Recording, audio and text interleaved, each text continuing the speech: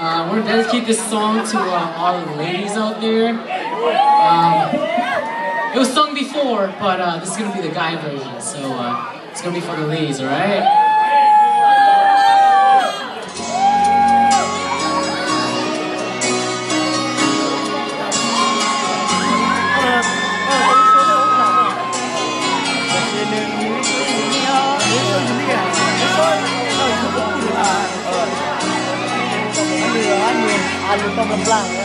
Mọi tuổi ngô hồng dịu trang dinh nhà mọi tuổi ngô hồng dịu nhà cao lũ xia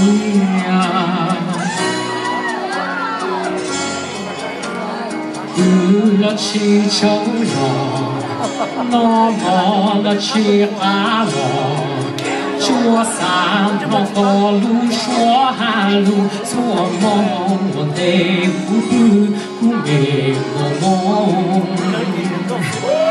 vì ngô mong tu nhỏ kê đê yon đêm đây bố cha không mà cho ca có đùa cú mê ngô mong tu nhỏ kê đê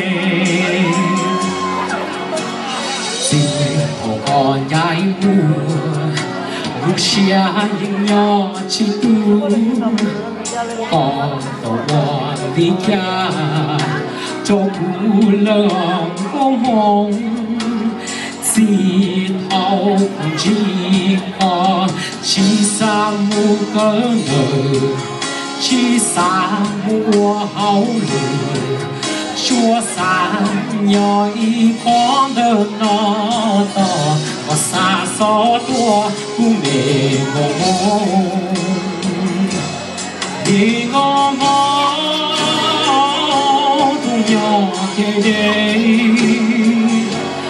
luôn lên đây bố cha không mà cho ta có chùa cú mê ngô mong tu nhỏ kê đê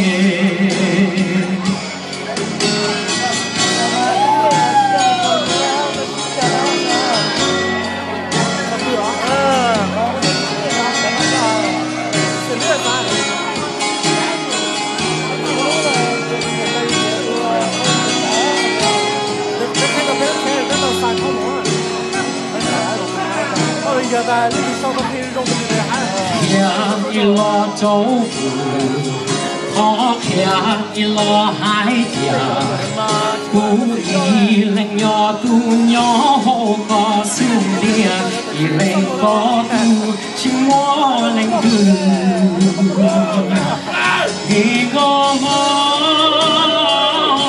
tu nhỏ kia đây yon đến đây bố cha không mà cho ta có đùa cùng về ngô mong cùng nhỏ kê đê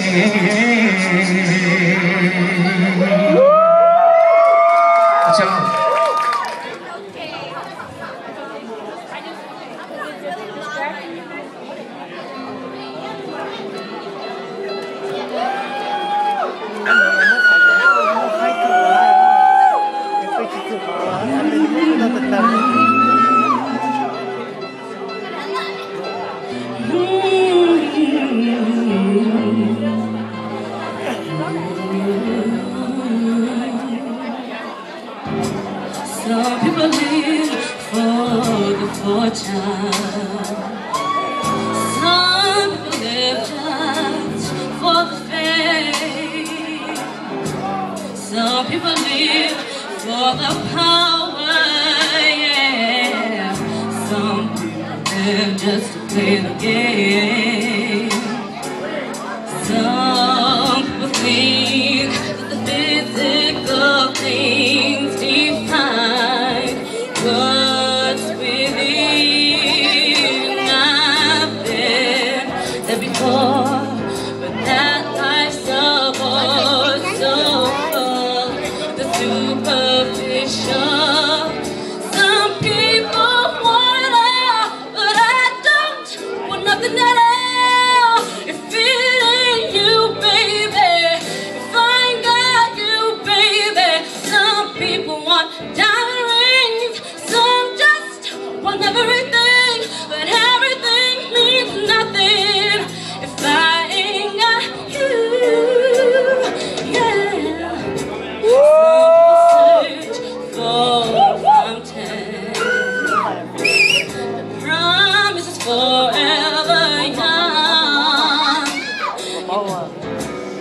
Some people need 3 dozen roses, and that's the only way to prove you love them. And in a world on a silver platter, and wondering what it means. No one to share, no one who truly cares for me.